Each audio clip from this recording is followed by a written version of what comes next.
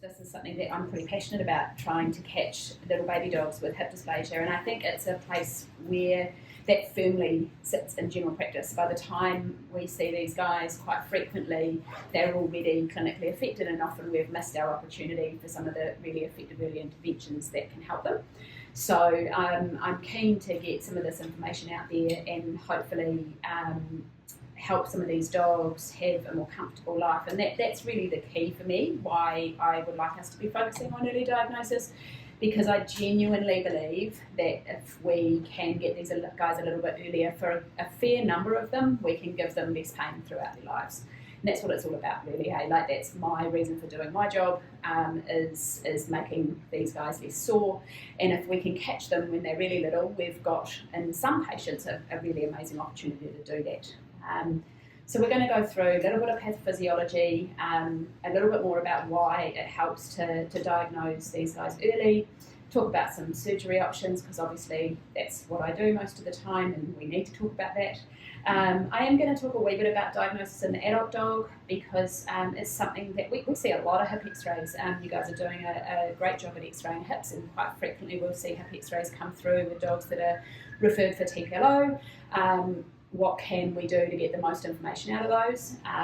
We're going to talk about some breed predispositions, and there might be some surprises in there, and a little bit about pen hip certification too. So pathophysiology, I think this is kind of cool, and this is it's still, I guess, a little bit of a theory, but I think it's a reasonably well-established theory now that puppies' hips, those structures that are going to become the osseous structures of the hip, are congruent at birth. They're not malformed. But what we have is a change in the soft tissues that's different from a puppy that's not going to develop hip dysplasia.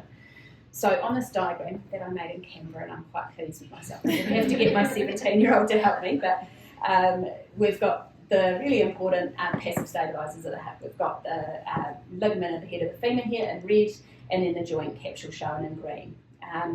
What's different in a puppy that is going to be prone to hip dysplasia is that those structures are loose, they're stretchy, and so they're not supporting the developing hip as well as they should do.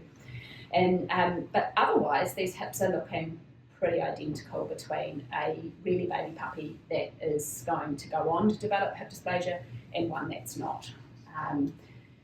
In a normal hip, as it develops, because we've got these nice tight structures around the joint, when that weight-bearing force is transferred up through the femur and across the femoral head into the acetabulum, the forces are pretty evenly distributed. So you can see here where those purple arrows are.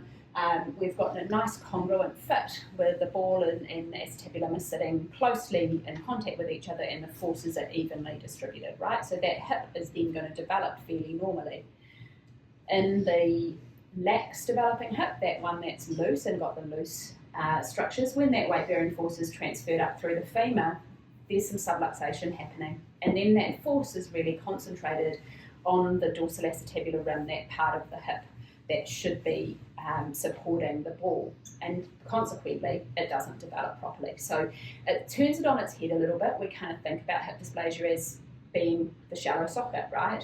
But actually it starts with the looseness, and the shallow socket develops as a result of the abnormal forces that go through that acetabulum when the puppy's weight bearing, and this is what we end up with, this failure of the normal acetabular development because of that pressure from the subluxated femoral head. Okay, so I think that's a key concept to take away with you tonight, is it's that looseness that is the first thing that we can pick up, and that's going to then set up a cascade of different things happening that ends up with a painful hip. So I think we all see these guys at different ages and stages. In the young dog, we'll often see pain from joint capsule stretching and remodelling of bone and loss of cartilage and uneven wear and tear. I guess we're thinking about those dogs late in their first year of life. I'd say most of them. Be interested to hear what others think. We sort of start to worry about them and when they're 6, 8 months old. Sometimes it's a little bit older. And then quite often I feel like we have a period where they're doing okay. You know, they're feeling a little bit better. Maybe there's some fibrosis happening around the joint capsule. Things have stabilised a little bit. But then unfortunately we're back into that really painful situation in the mature dog when they get heaps of osteoarthritis because of that horrible wear and tear that they've got of their cartilage.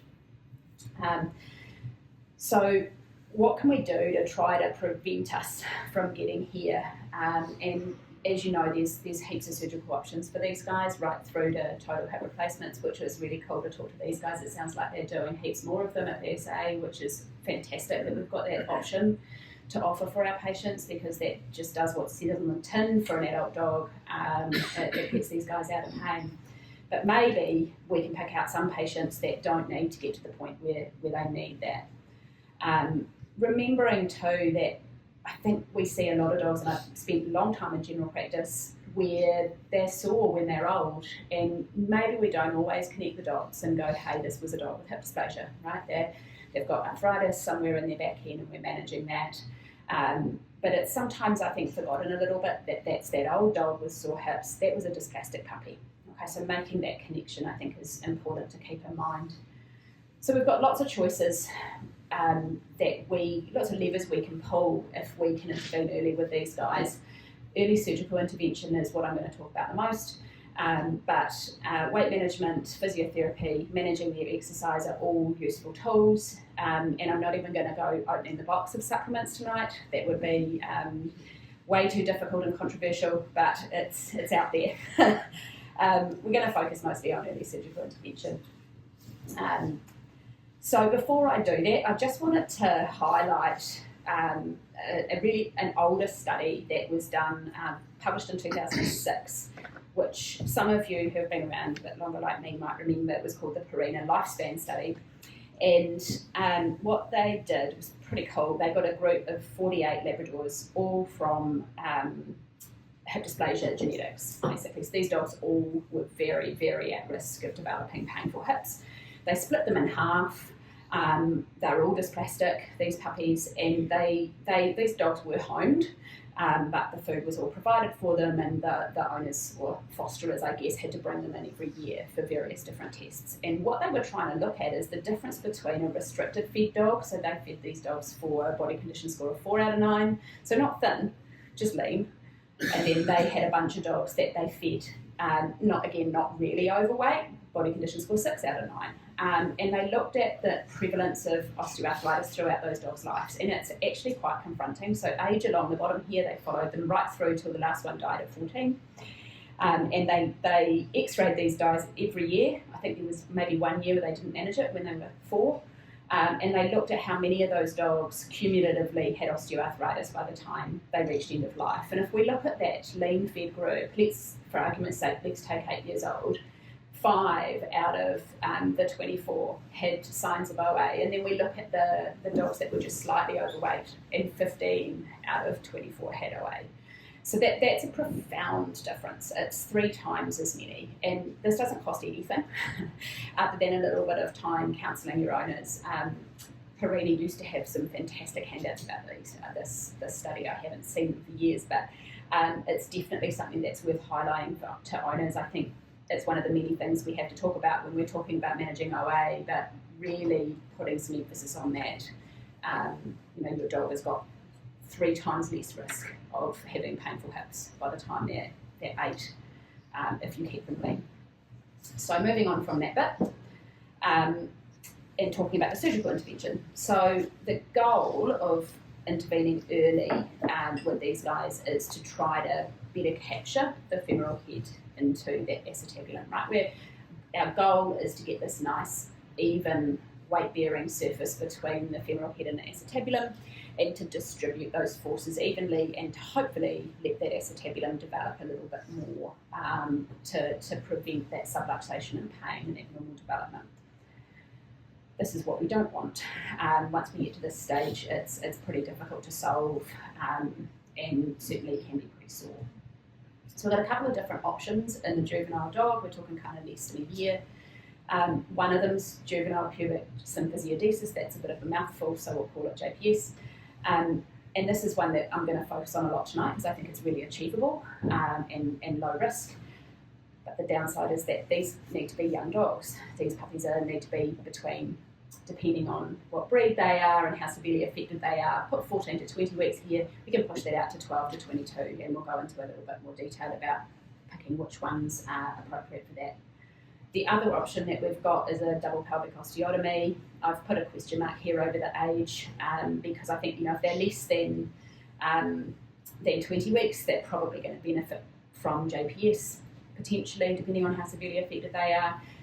Upper limit, we'll go into a little bit more detail with that. Really, we want these guys to have absolutely no OA or degeneration of their hip joints. So by the time you're a 1, most dogs are getting to the point where they've already got OA.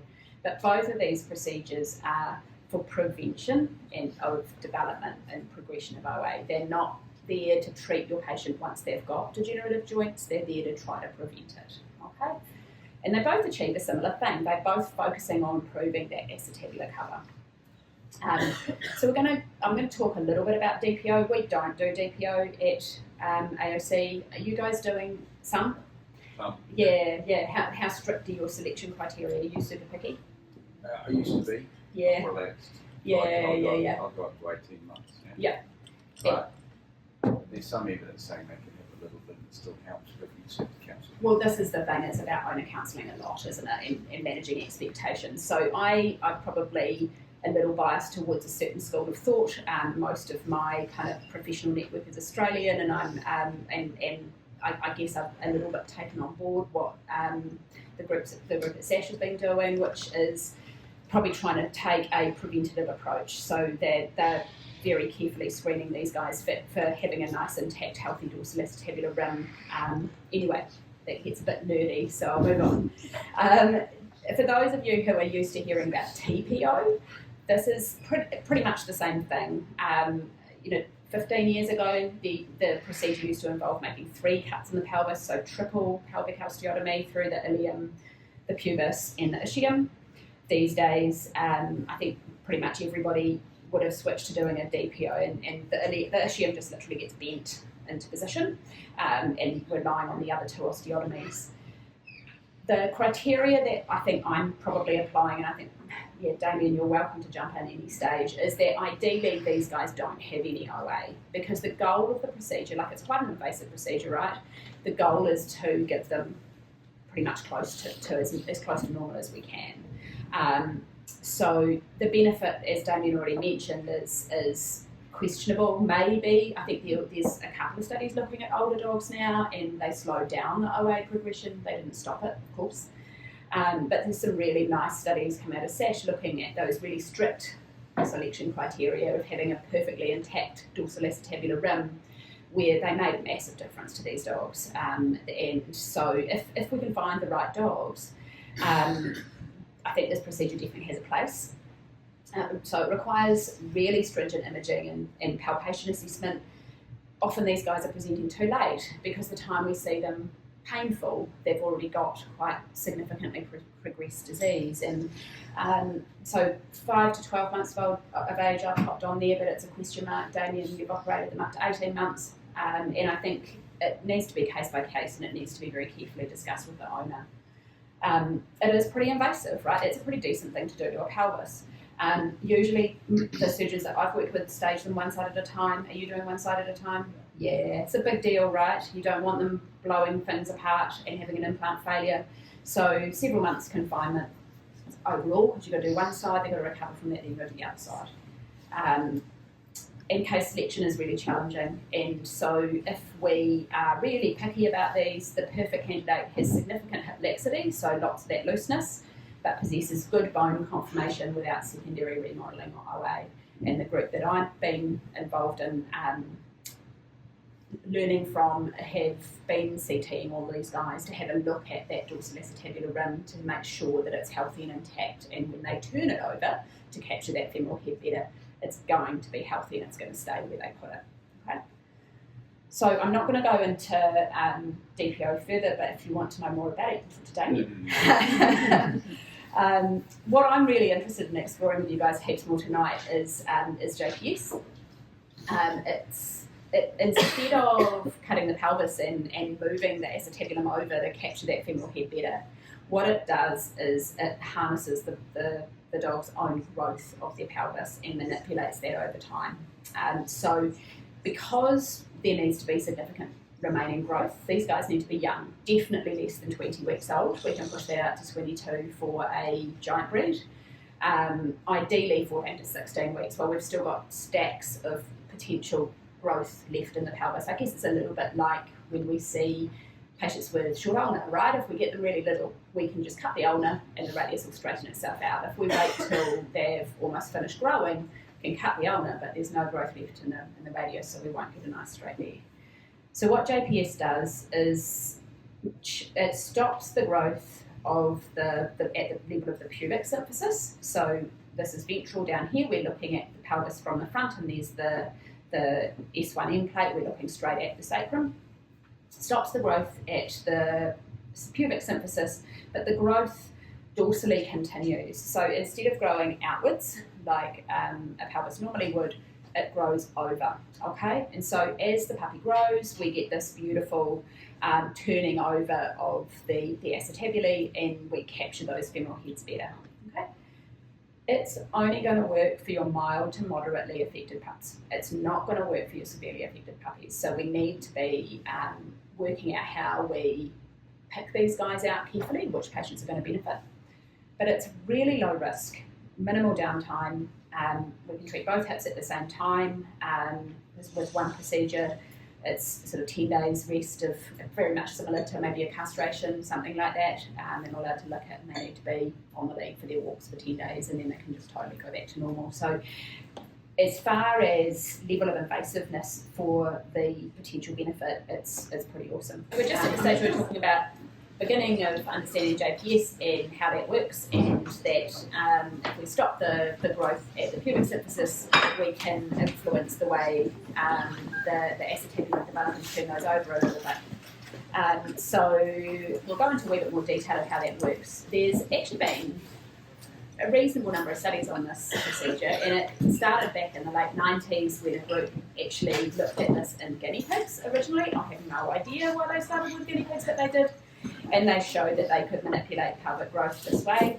And then this is one of the earlier studies in dogs. And if we look at the CT scan of this little puppy at 12 weeks, here's the acetabulae here and the femoral head here. And what's being measured on this picture is what's called the AA, the acetabular angle. So we've drawn a line through the two rims of the acetabulum, and we've measured the angle between, right? So that's an acetabular angle of 45 for this little puppy. And if you look at that, that dorsal rim's on a bit of an angle, right? That's not looking like it's going to want to stay seated when the puppy's weight bearing and playing. And here's a CT scan of the same puppy at 2 years of age who had a pubic symphysiodesis. So we stopped, they stopped growth at the pubic symphysis. This study looked at different ages that they did this procedure in. I'm not 100% sure what this exact puppy, how old it was when it had surgery, but it would have been quite young. They stopped the growth here, and we've got this profound change in the acetabular angle. So you can see in the 2-year-old CT scan, we've got these acetabulae that have turned over and are capturing those femoral heads really nicely. So that's the sort of change that can achieve if we pick the right pups. This is another study by the same group that just shows some of the results we can get. So again, this is 2-year follow-up, so they're doing pretty well. We don't do 2-year follow-up on that many patients, and they had a control group as well. Wow, a veterinary study with a control group and a 2-year follow-up, it hardly ever happens, right? And they looked at quite a few different measures, and I just plucked a couple of them out so that we can demonstrate what can be achieved. What can be achieved is different for different dogs. It depends on the age that we operate on them, and it depends on how severe their hip dysplasia is. So we can't sort of just throw this procedure out and expect everybody to do better, but gives you an idea of what can happen. They looked at percentage increase in osteoarthritis scores in these pups. So, and they obviously preoperatively there was no change because that's baseline. And then they looked at the puppies at 1 year of age. This is the JPS group. This is the control group that didn't have JPS, 25-ish% increase in osteoarthritis scores. And then at 2 years of age, we've got a 10% increase in the JPS group and about a 55% increase in OA scores in the patients who didn't have JPS. And these were all puppies with lax hips. Another nice outcome measure that they looked at was Ortolani signs, and we'll go into a bit more detail about what that means. We saw minimal change in Ortolani signs, being positive or negative in the control group, and quite significant reduction in the number of puppies that had positive Ortolanis by the time they were 2 years old. So I don't want you to go thinking, oh, those graphs look great, this is a procedure that's right for every patient, but we can achieve some really good changes in the right patients. So what I want to put out there right from the start is that this problem is, this procedure is ineffective in severely affected dogs. Like if we've got a puppy that's really, really, really loose and is developing virtually no acetabulum, and we've all seen those often, it's Labradors with those luxoid hips, what we call luxoid, where there's just no acetabulum at all, and they've almost given themselves a femoral head and neck prostectomy because there's no contact between the femoral head and the acetabulum. It's not for them, and so we need to, if we're going to use this procedure, we need to pick these patients carefully. But certainly for the mild to moderate ones, it can be very effective. So let's talk about what it can do. So in appropriate cases, JPS can significantly improve hip looseness or laxity. It can improve hip congruity. It can significantly improve acetabular angle, those angles of the sockets that we were looking at on the CT, and so improve capture of the femoral head by the acetabulum. And it's also been shown to reduce or prevent OA onset or progression due to hip dysplasia, all from a really quick, easy, low-risk procedure. But there's a really big but. We need to perform JPS before clinical signs of hip dysplasia are usually present, and that's the but. So this procedure doesn't work by the time the dog's finished, or even finished most of its growth. Most of the growth of the pelvis is kind of done burgers by the time they're about 20, 24 weeks old. So in order to find patients that are appropriate for this, we need to find them really little. Enough growth potential has to remain in the pelvis that when we stop growth here, we've got enough room for these acetabulae to turn over. So there's been several studies that have looked at the optimal ages, and I've kind of averaged them out. There's some disagreement between different pieces of research, but this is kind of where I feel we're placed at the moment.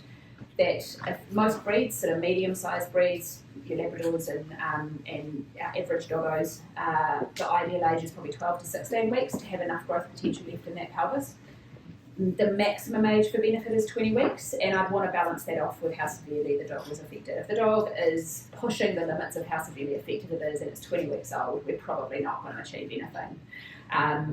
But if it's only mildly affected and it's 20 weeks old and it's going to be quite a big dog, maybe we've got a bit of growth potential left, so there needs to be that case-by-case thought. For giant breeds, we don't know for sure. I'm not aware of any specific giant breed research that's been done on this, but we're extrapolating out from the fact that these guys' growth rates close later, right? They grow for longer. I'm pushing them out sort of 14 to 18 weeks and even up to 22 for the right dogs. So those are worth keeping in mind. And we've got a couple of ways that we can pick out which of these dogs are appropriate for this. We know it's an effective and severely affected dog, so ideally we want to be teasing out dogs that can benefit, right? So hip extended radiography, not very useful, right? Very occasionally we might get a puppy like this. I found this horrendous image on a Google image search of, gosh, it must be a very baby puppy. We know that dog's got hip dysplasia, we're not going to be able to do anything else than wait until it's finished growing and then you can give it a hip replacement. So ways that we can pick out these guys, going back to that pathophysiology, we know laxity is what comes first, so it's picking out hip laxity and trying to find these puppies that are loose, and we can assess that in a couple of different ways. Ortolani testing is anybody Ortolani testing puppies now? Does anyone feel like that's something that you are? Good on you, yeah. If you're not, it's not that hard. Like, you can get this skill. If you can intubate a cat, you can definitely do an Ortolani sign. So I will talk a little bit about how to do that because I think it's a really useful test. And then we've got pen hip radiography. Anybody else pen hip? Any other yay? You guys have to. What's that? Aquilic is. Yay! Yeah, you guys are. Shirley is. Yeah, definitely. That's another way that we can pick them up. Officially, you're not allowed to be pen hip scored until you're 16 weeks of age, but you can get an unofficial score, and we'll go through that.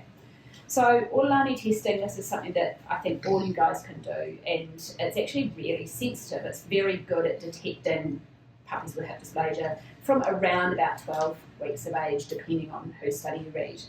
Put 12 to 14 in there just to hedge my bets. We can get some false negatives, right? So what an Orlani test is, for those who haven't seen one done before, or it's been a while, is it's a test where we're looking for a specific kind of clunk when we manipulate the hip in a certain way, that it's subluxating and then it's going thunk as it falls back into the acetabulum, and I'm going to show you how to do that. We can get some false negatives, because if you've got no acetabular rim, like that puppy back in that horrendous x-ray, you're not going to get an Orlani sign out of that, right? Because you're not subluxating the hip, it's already out. So that can be in dogs of all ages, you can get negatives. Mature dogs who have got a lot of scar tissue and fibrosis around the hip, and the hip's not really moving much anymore, they can have negatives even though they're dysplastic. And there is a bit of practice involved. So we can get false negatives while you're learning, right? False positives, possibly really young puppies, if they're sort of 10 weeks or younger, we might get a clunk when actually they've not got to hip dysplasia, they're just a wee bit loose. And so if I got a positive one in a 10-week-old puppy, I'd probably check it again, it's a wee bit older. So the way it works, and again, honestly, all of you guys can do this, is I prefer to have the dog on lateral recumbency. Some people do it with them in dorsal. And so we're testing the hip that's up. So we're in left lateral, we're testing the right hip. And I've got my non-dominant hand on the back of the dog's pelvis, stabilising it to push against. And then we're pushing with quite reasonably forcefully. You're not going to hurt the dog. Think about the amount of weight they put through these hips when they're running or chasing the ball. And axially along the length of the femur, as if the dog is weight bearing. So you're kind of holding the proximal tibia and you're pushing from the stifle proximally. And then at this stage, the femur is just parallel to the table. And what will be happening if your dog is dysplastic, and you've practiced this a little bit, is that as that force goes on, the hip, the femoral head is going to subluxate a little bit out of the acetabulum. And when sometimes I can feel that, quite frequently I can feel that, because I've done this so frequently that I think now I can feel that angle of what's called subluxation. Probably to start with, you won't feel that. And then what you do with that pressure still on is you're slowly abducting the femur. And what you'll get in the dysplastic dogs is quite a nasty clump as the femoral head falls back down into the acetabulum, and that's a positive Orlani test. When I first found out about this, I was early on in my learning about orthopaedics, and I just taught myself to do it. You can teach yourself to do it if I can.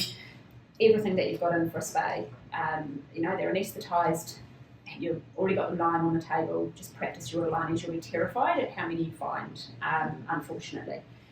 So this is what it looks like in a live patient. This is a video I took. I quite often take videos of this because sometimes it's diagnostic for hip dysplasia in a patient that may not have had pen hip and has got a normal looking x-ray. So I take a video for the owner, so I've got something to show them that I can say, here, your dog has hip dysplasia, here's the clunk. So this is a young German Shepherd, and I'm putting force along the length of the femur, and it's going to go clunk.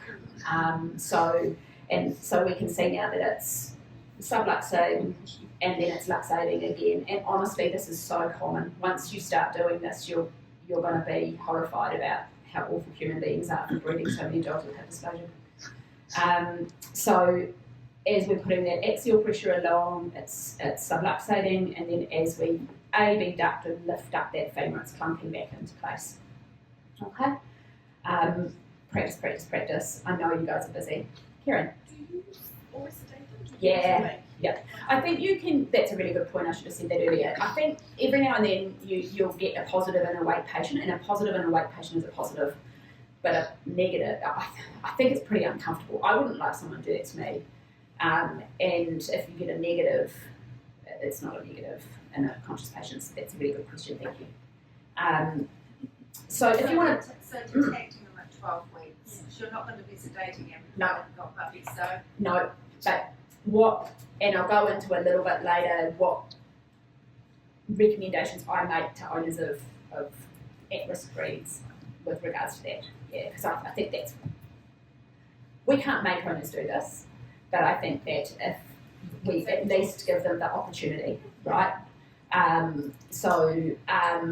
Yeah, 12 weeks, I don't insist on them being 12 weeks, definitely not, unless I'm really worried. And sometimes the easiest owners to convince into this owners who have had dogs with sore back legs when they're old. They're like, oh, I really don't want to go through that again, so we'll definitely cover that. Because this is where this procedure struggles, right, is we've got to try and catch these guys before they're sore and argue that it's a worthwhile thing to do. To be honest, even if you're not screening patients for JPS, this is going to be useful to your owners and your dogs. You diagnose a Hi. Is it painful in a awake patient? I think so, yeah. A patient that's sedated, if you keep I think it depends on the dog. Yeah. If they've just got loose hips at that stage, then I don't think, actually, there's some nurses, some of my nurses, have we got any? Oh no, we haven't got any here tonight, have we? I don't appreciate that they're requiring more drugs. If that's like when they're sedated and I'm Orlani testing them, I'm not appreciating that they're going, ouch, that really hurts. Like they might. Yeah, I think we're pushing our luck to do this on conscious patients. Yeah.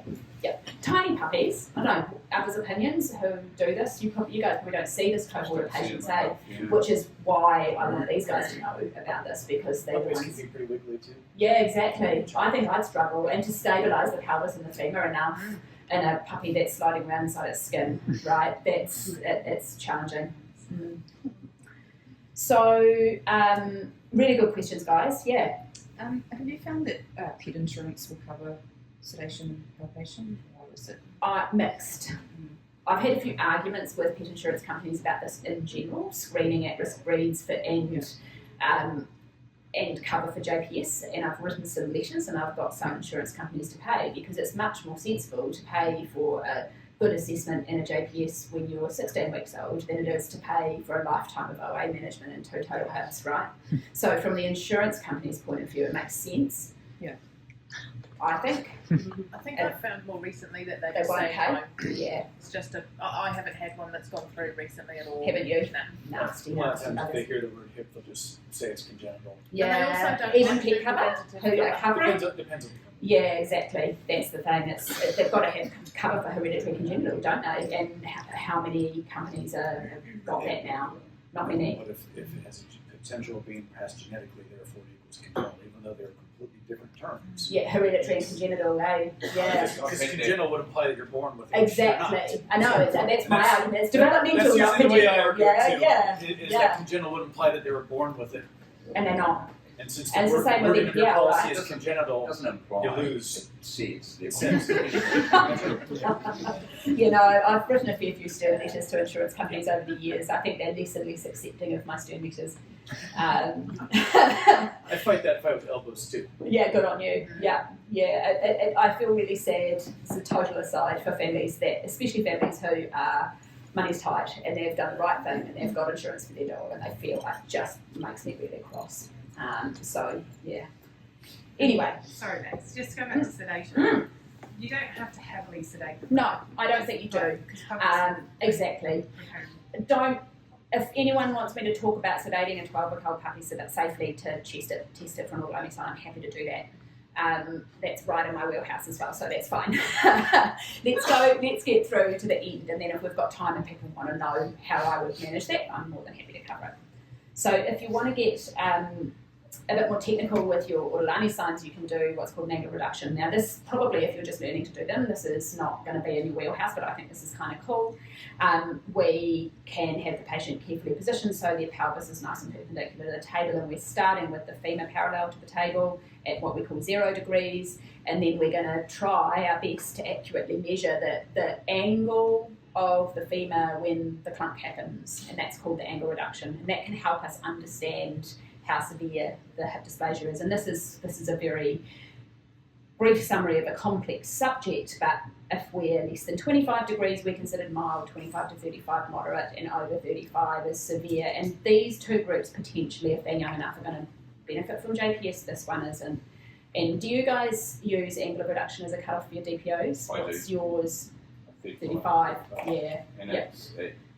there's possibly other ways to do it, but I That's- Yeah. There's I a get lot. nervous at 30. Yeah. Well, there you go. And so if we can get these guys early enough, we don't have to cut the pulses. Here's where the heckling might start, but we'll see how we go. So that's autonomy testing and angles of reduction.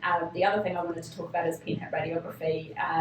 Alex was going to contribute a lot to this because as one of our nurses, she's actually done her pen hip training and she's really keen on that, but unfortunately we don't want to get her to give you that loogie. So pen hip's pretty cool. It gives you a useful number on a scale. It's accurate from 16 weeks, but we can potentially push that a little bit earlier with a grain of salt. I'm just going to use my friend here, Storm, who's a Bernese Mountain Dog. She presented to us at 18 weeks. She's a bit of an orthopaedic hot mess. She is the youngest dog I've ever diagnosed with bilateral cruciate disease at 18 weeks old. That's pretty sucky. And unexplained stifle effusion, bilateral stifle effusions, no inflammation, and went for MR. She also had sore hips, so we assessed her hips as well. So this is her normal hip extended radiograph. If we look at that, you guys can see my arrow away. You kind of look there and go, oh, yeah, there's some reasonably good cover of the femoral head by the acetabulum. That doesn't look too bad. This is her pen hip radiograph, which is testing that looseness that we were talking about, and there's her acetabular rim there. So it's a really different concept. We can definitely see dogs that have got normal looking hips on hip extended radiography that don't have normal looking hips. And one of the really big reasons for that is what happens to the joint capsule when we extend their hips, right? So we started as vets, this hip scoring system was just borrowed from what we did in humans in the 1960s, right? Humans stand upright, we're bipeds. So, cool, let's x-ray dogs as if they're humans and have them standing up. That makes a whole bunch of sense, right? What happens is that sock of thick fibrous joint capsule, as we extend the hip from its standing angle, acts like a twisting anything else. It gets shorter, right? So as we extend the hip gets falsely pulled into the joint capsule. So we're actually, by extending our patients' hips to take the x-ray, we're making them look better than they are. We're falsely pulling that ball into the socket. So unfortunately that means that standard hip extended radiography has a really high false negative rate, right? We're seeing patients for hip x-rays, if they haven't got arthritis yet, and going, hey, that's cool, these hips look great, and they're not. They're actually quite loose because of the way that joint capsule spirals and pulls the femoral head into the acetabulum. And this is just a little tiny sideways trip away from juvenile patients. Having a screening test with a high false negative rate is a really bad idea, right? False positives in a screening test, that's not too bad. You know, if we kick the odd one out, that extra, and we're keeping all the good ones, that's fine. But if we've got a false negative, we're putting a whole bunch of dogs with pretty crummy hips into the breeding pool and telling them they've got good hips. So we'll talk a little bit later about what you can do to be able to offer pen hip in your practice. It's really not hard, it doesn't cost you any money, and we make a heap more progress by screening these dogs better. So this is Storm's pen hip radiograph so that you know what this looks like. This is a hip extended one. We do a compression view, which is where the femoral head is maximally seated into the acetabulum. And then we do this distraction view, which is where we look at how loose or lax those hips are. So you can see the difference between those two positions. The distraction view is the really important one, and that's taken with a little device very imaginatively known as a distractor, named as a distractor, that sits between the dog's femurs, and then the operator, yes, you do have to hold, puts a little bit of medial force on via the tibias onto the distal femur, so we're kind of levering the hips about the distractor. It's not hard, we're not pushing really hard, and there's been studies done that show it does absolutely no damage.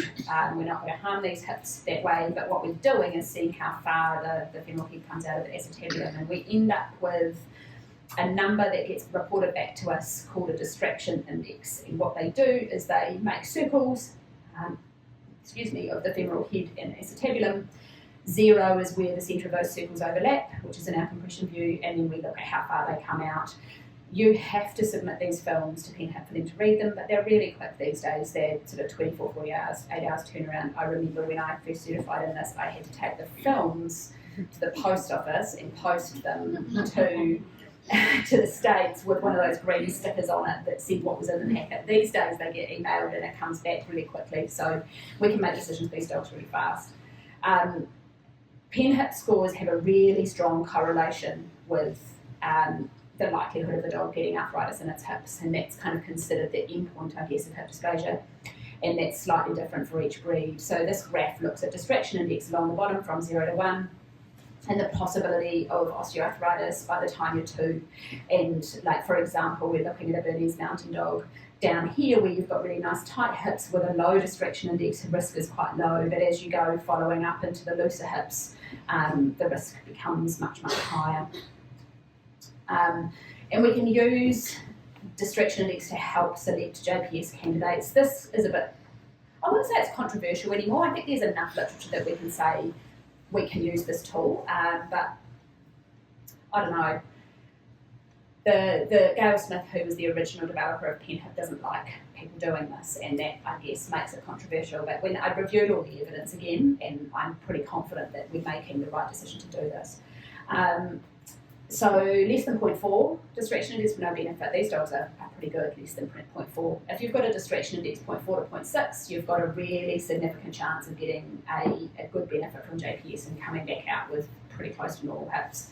0.6 to 0.7, that's where the controversy comes in. These dogs are getting quite loose, and some of them seem to benefit and others don't. Over 0.7, when you've got that really loose, stretchy hip, you're probably not going to get any benefit at all. And then measuring that reduction angle, that angle of the conch, is a really useful tool to add confidence to the recommendation, or if you have a family who can't afford to PenHip their dog. And I definitely do JPS puppies just on Ortolani signs and reduction angles for families who can't manage the additional cost of PenHip, or the puppies getting to the edge of the age that it's appropriate for, and we just want to get on and take advantage of the growth. So this is what Storm's PenHip report looks like, and this is what your PenHip reports will always look like when they come back. They give you a graph that's specific to the breed. So this grey bar in the centre is the range of the Bernese Mountain Dog, so the best Bernese Mountain Dog hip to the worst one. This black square is the average for the breed, and here's where Storm's distraction index is sitting. She was 0.51 on the right and 0.54 on the left. Now, she was pushing the age, she was 18 weeks, but we felt, given that she had a moderate distraction index and with good owner counselling, that like this might make a difference, might improve your hips, it might not make them perfect. They were absolutely keen to go ahead, and Storm did have a JPS. She's coming in for follow-up radiographs literally tomorrow, which is disappointing. I would have liked to be able to show you guys that, because she also had, with Brent, bilateral proximal tibial epiphysiodisease for her cruciate disease as well at the same time. So she's, yeah, as I say, orthopaedic hot mess. So it's a shame, timing-wise, we couldn't show you that. So what does JPS look like? How do we do that? It's pretty straightforward. We're really aiming to destroy the physis and the growth in this cranial half, or some people say cranial 2/3 of the pubic symphysis. There's several different ways you can do that. Some people, like it's described, just to munch all the whole physis away with some rongeurs. That seems a bit mean. Most of the people will use electrocautery to destroy the growing bone cells. My preference is to use a needle electrode, which we can push literally, just because the bone's so soft, we can just push right into the physis. Quite a few studies have been done on how long, what voltage, wattage, that sort of thing. The recommendations is every 2 to 3 millimetres all the way along the pubic symphysis, 40 watts for 12 to 20 seconds depending on patient size. You need to be really careful to protect the rectum and the urethra. You're going right through and the urethra is right on the other side. So I routinely make a very tiny celiotomy just in front of the pubis and put my finger through, so that my finger's on the other side of the pubic symphysis and I just hit my finger. Ideally, I don't sizzle my finger on the other side, and I know the urethra is out of the way, and I know that I've gone right through, so I'm definitely going to destroy all of that growth. a long time, like 10 years ago, 15 years ago, I used to recommend de-sexing these guys at the same time. Why not, eh? Like, that won't make any difference. Well, where they're in, we may as well de-sex them at the same time. Not anymore. So we need to be thinking about how we potentially identify these patients, because if they get great hips out of this, and then perhaps an indiscriminate person, they might then go and get them a hip score later, and they might get a great score. We have a policy of placing a disposable skin stapler staple in the periosteum just adjacent to the pubic symphysis when we do this. So in the hope that if someone goes to hip score that patient later and someone just goes, why is there a skin staple in its pubic symphysis? And I know that there are other people doing that. There have been some studies done now that have described the morphology of a pelvis of a dog that's had JPS. So a radiologist, I think, would probably be able to tell the difference between a dog. There's some differences in the shape of the pelvis. Whether the hip scoring people would pick that up, I don't know. So I think that you're going to have clients that you trust and know that they're going to do the right thing. But if you've got someone that you think are dodgy, put a skin staple in there. The approach is pretty straightforward. This is just a page out of PMED. This is a much bigger approach than you need, but it shows that exposure of the pubic symphysis. I've just been making a tiny little celiotomy. I don't routinely elevate the adductors. I just use palpation to find that big prominent ridge where the pubic symphysis is, and it's really a tiny little exposure. It's probably 5 centimetres maybe, max, depending on the size of the dog. And recovery and aftercare is really routine. I put them on lead walks only for 10 to 14 days, e-collar, non-steroidal, some paracetamol, lots of local at the time surgery, see them about 7 days. And of course, these are still dogs with hip dysplasia, so I recommend they all see physio as well. You're going to wonder, why on earth have I got a pug on lead and I talk about hip dysplasia, and we're going to move on to that in a minute. So, in summary, with JPS, it's suitable for mild to moderate hip laxity dysplastic pups, 12 to 22 weeks, depending on breed and severity. You'll catch 90% of them on Ortolani signs at 12 weeks old, but it doesn't need to be that early, bearing in mind that that's sort of the average age we're doing this is more like 16. Pen hip and angular reduction can really help select pups that are most likely to benefit, but I have definitely done JPS in patients that I have had neither of those on with good owner counselling. And it's a really low-risk procedure with a really rapid recovery. I wanted to have a talk to you guys about the affected breeds, because I think this is where your bit comes in which owners are we suggesting that these guys are screened? How do we do this? Down the bottom of the image there is the link to the pen hip breed data. You'll notice at the top here it says for member use only, please do not copy or distribute. I have a problem with that policy because I feel like you guys should have this information. So there's the link. It wasn't me that gave it to you. So it used to be freely shared, and then Pen Hip got sold to a private company, and they're being stingy with their data. But I think it's really important that you get to see this, because how are you going to know which breeds should be screened if you don't know which are the ones with the worst hips? So I wanted to point out a few that you might not be aware of. Ken Terrier, for example, his average distraction index is, median distraction index is 0.69. That's shocking. It's really bad, and I feel like just about every Ken Terrier I see has hip dysplasia, and we see a lot of them because they blow their knees. So we're not looking for hip dysplasia in Kens. I don't think breeders are looking for hip dysplasia in Kens. If you look at the very best Ken Terrier that's ever been submitted for pen hip scoring, it's 0.43. So by that definition, every single Ken Terrier has got hip dysplasia. There may be some out there that don't. Another one that I've mentioned a few people will be aware of already is the pug. I think they win the prize for the highest median distraction index at 0.78, and the best one ever is 0.36, so there might be the occasional pug. The maximum one was 1.15. You're not even supposed to go over 1.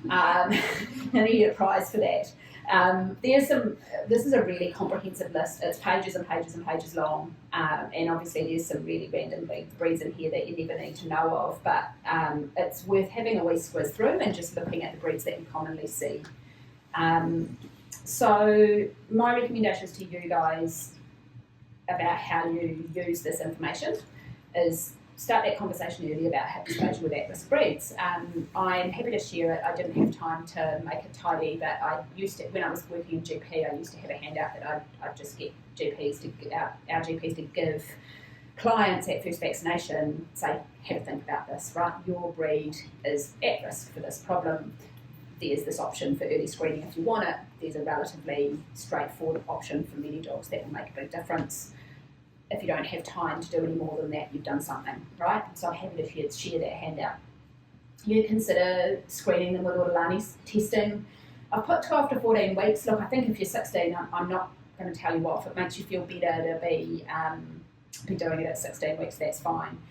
When, from a sedation anesthesia point of view, if you're 14 weeks old, your cardiovascular system's pretty well adult. You can handle alpha 2s. I probably wouldn't use much of them, but there's not a massive reason not to give these guys a wee sniff of sedation. I wouldn't be too worried about that at all. Pen hip screening, technically 16 weeks. If I had a small breed dog that I was really worried about, I'd probably try and do it at 14, just because we haven't got as much time for their pelvic growth. Considering JPS for appropriate puppies, age 12 to 22, breed dependent. I did want to put in there, consider referral for DPO assessment in clinically affected puppies over 22 weeks. Like, you might find the odd one of these guys that is perfect for that. And we certainly get quite a few inquiries about it. I don't think we've had one yet. I haven't seen one where there's been an inquiry about surgery for hip dysplasia in a over 6-month-old dog where any kind of surgery would have been appropriate anyway. We're just getting them too late. In advising lean feeding for life, absolutely physio. We know that improving the muscle mass of the dynamic stabiliser of the hips only going to help in managing their exercise for all cases. And I also just wanted to point out that I made this picture with AI. I've used quite a bit of isn't that cool? I asked for a friendly female vet talking to a client about their Ken Terrier puppy. And that's what it did. Isn't that lovely? Yeah, I was quite impressed. Okay, I know I've taken lots of your time now. I am very briefly, sorry Brent, going to go into a wee bit of mature dog X-ray assessment because, like I said before, we see a lot of hip X-rays, and so I'd really just like you guys to help you get as much out of those as you can. So we see quite a few frog leg views coming through. I know they're much easier to take.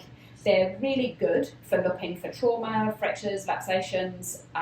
Often we'll take them when we're looking for like a wee subtle pepatophyseal fracture, something like that. We might pick it up on the frog leg view when we don't see it on the hip extended, so there's definitely times for them. We'll see severe OA, but they're pretty shocking for looking for hip dysplasia. We can't really see what's going on there, okay? So I know that positioning a dog for hip extended X-rays can be a right big pain in the backside. It takes some time. But if we're wanting to screen the hips and we're not looking for trauma, we really do need to take either that hip extended view, or if you've got a young dog on a high index suspicion of hip dysplasia, then send it for pen hip. I definitely do your hip extended view first though, because you're going to get most of these grown up dogs on that. So that hip extended view absolutely has to be straight. If you've got someone in your clinic who's super type A, they're the person who should do your hip X-rays, right? Like everyone's, I'm probably it, and a couple of our nurses as well in our clinic. You need to be driven to get this perfect and be slightly mad at it until you get it. And then once you've done it lots of times, you'll be really quick. We find the beanbags, the beanbags that you blow up and mould to the patient, really helpful for positioning these guys and keeping them straight on their back. To know whether it's straight, you want to see that the obturator foramini are symmetrical, they look exactly the same, and I also always have a wee look at that dorsal spinous process on L7 to see if it's sitting smack in the middle of the vertical body. So, this is what it looks like for us when we position them. My nurses cursed me because I needed a picture of a dog positioned for hip radiography. I didn't have one, and I made them do it in a greyhound, like a super fit, muscly greyhound.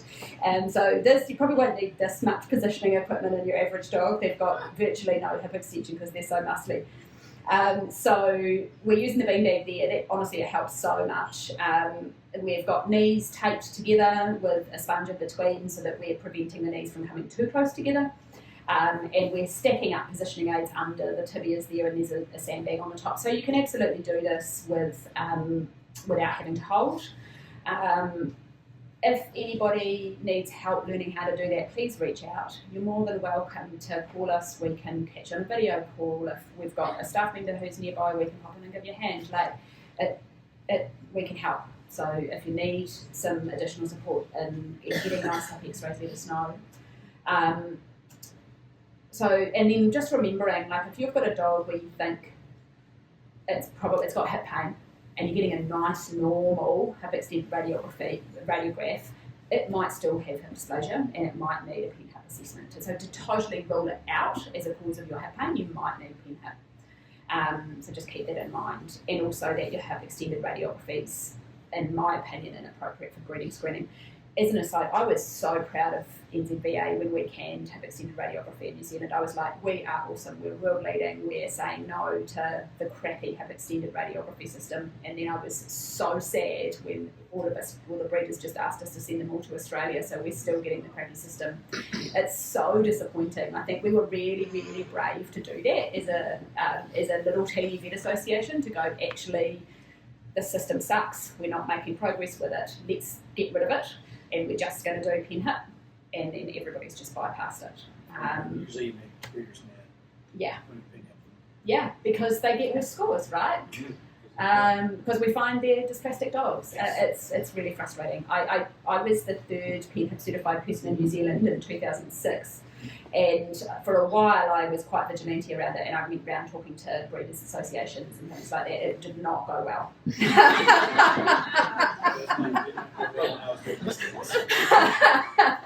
It did not go well. It's even more political over there, right? It's seriously.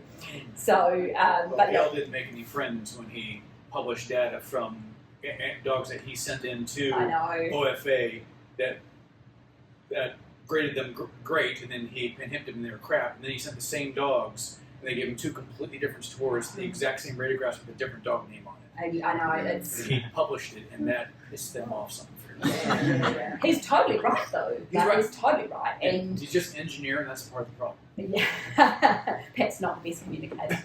And something to look out for on those mature dog X-rays that might give you a little clue that something is happening. Like, we get a lot of really well positioned hip X-rays through that I'm picking up some little subtle signs that you might not be seeing. Often people are looking for that really shallow acetabulum, or sometimes people talk about flattened femoral heads and that sort of thing. Something to look out for that's worth just peeking at with all your X-rays is this. So this is it's about a circumferential femoral head osteophyte. It's a osteophyte at the attachment of the joint capsule into femoral neck. So if you're looking on these reds, this guy's got one here where the black arrow is. It's also got a Morgan line, that's another sign. This guy's got both as well, if you can see those. So just start having a look at those hip X-rays and see if you can see a little line down the femoral neck. Not so useful in puppies, but in your grown-up dogs. So pen hip. I do worship the Church of Pen Hip. No issues with false negatives like hip extended scores. You can diagnose them earlier, that's more accurate. It's vastly more heritable. Heritability of pen hips 0.6. Heritability of hip extended radiography is 0.2, so less than 20% of that score is passed on to puppies, so what's the point? There's compulsory submission of films to pen hip. If you take them, you've got to submit them so the breed data is not biased. And you get your individual's data plotted on a graph to say where they fit with the breed. So this is where Alice was going to step in and talk about the pen hip training. I think Alice is going to come and do that because she's been through this training. When I did it, you had to go to Australia when it cost a fortune. These days it's free. So yeah, exactly. So I'll pass on to Alice just to talk about that process. So the pen hip training is really valuable, I think, even if you're not going to be doing pen hip scoring, because it takes you step by step through how to position your dog perfectly for hip extended use. So if you want to upskill just in that specific thing, you could totally sign up and do pen hip training. It's 5 modules and it only takes 2 hours and it's free. It's remarkable how useful that information was for me. And the really cool thing for the nurses who are here tonight, or any of the nurses who are really keen on this sort of thing, is that they can train and do it too, as long as you have a vet in your practice who is either already qualified or training to be qualified for Pen Hip. So it's easy, it's free, you should do it. I found it really valuable. The hardest part is then once you've done the 2 hours of training, you have to get 3 dogs through their certification. It can help to have those dogs lined up beforehand, at least for us it did, but I imagine because you could just do your dogs that you're desexing potentially, dogs that you've got anaesthetised with something else, might be easier in general practice to get those cases through. And it does help having somebody come and support you when you're taking those x-rays for the first time. So I was so lucky to have Bex, and I think Alex found it really valuable having us as well. So as Bex said, we're more than happy to come in and help you if you want help with things. Cool. Thank you. Yeah, I think from my point of view, there's no reason not to, right? And if you need a little bit more CPD hours. So that's all the information I have for you guys. I just wanted to let you know that we are more than happy to assess patients at any age for canine hip dysplasia AOC. Brent's very generously reduced the markup that we're putting on Pen Hip quite significantly, so we've managed to get it down to a 3-number figure, which is nice. So Pen Hip assessment, we can usually turn around those dogs pretty quickly within a couple of hours. If families are worried about their dogs sitting in the clinic for ages, we can make it work so that they're in for quite a short period of time. We are able to offer JPS based on either Pen Hip or Orlani assessment, and with those JPS patients we would be doing our normal kind of 1 hour initial consultation, because there's quite a lot of decision making to work through with these owners, making sure they understand the potential for lack of benefit as well as the potential for benefit, and whether they want to Pen Hip them or not. It does take a bit of time to kind of sort through all of that. We hope we do a good job of being very compassionate with the way that we're counselling our owners, and they do get lots and lots of support, and we're more than happy to have phone chats or email advice with you guys anytime. At the moment,